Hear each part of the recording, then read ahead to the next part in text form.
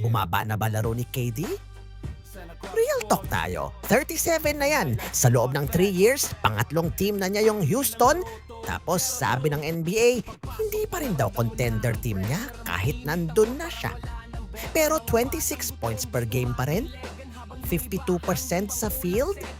41% sa tres. Yun ba yung bumaba ang laro?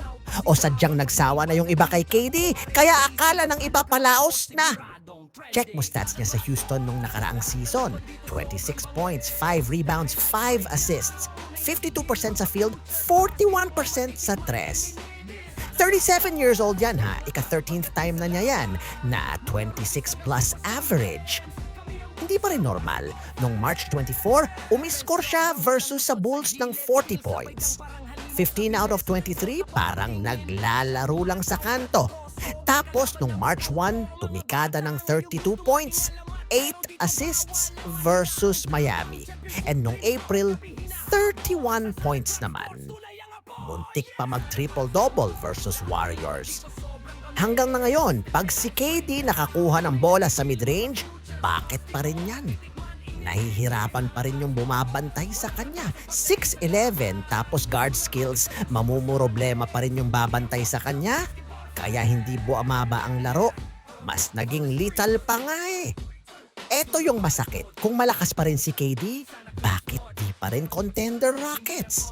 Sabi mismo ni Shams sa ESPN, hindi daw tinitignan ng ibang teams sa NBA na legit contender ang Houston kahit nandun si KD. Bakit?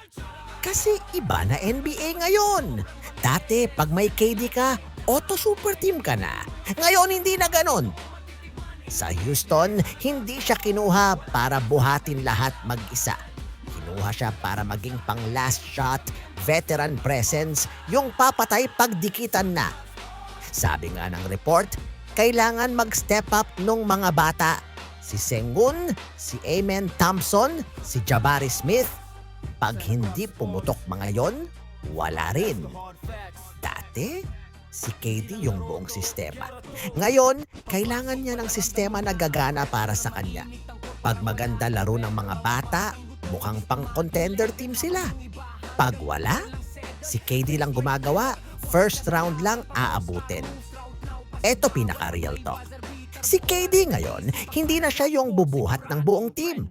Siya na yung pang-finisher. Parang sa ML, hindi na siya yung core na bibili ng lahat.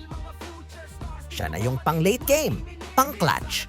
Sabi nga nung isang analyst, useful pa rin siya, pero hindi mo na siya gagawing sentro ng lahat. At dun siya mas nakakatakot. Pag nilagay mo siya sa tamang team, yung may depensa, may batang mabilis, may playmaker, pucha, panigurado contender pa rin yan. Kaya pa rin niyang manalo sa isang crucial Game 7 na laban. Pero pag napunta siya dun sa team na siya lang inaasahan, yung siya lang gagawa ng lahat, playoffs lang talaga, hanggang dun lang. Hindi pa bumababa laro ni KD sa ngayon. Tumaas lang yung kailangan mo para manalo at humirap lang yung daan papuntang championship ngayon. So, ikaw bossing, ano tingin mo? Palaos na ba talaga si KD? O isang tamang kakampi lang, ring na ulit? Contender pa ba o hanggang playoffs na lang talaga? Comment mo sa baba. Peace out! Sana Crab Sports, hindi lang content kuning basketball ka.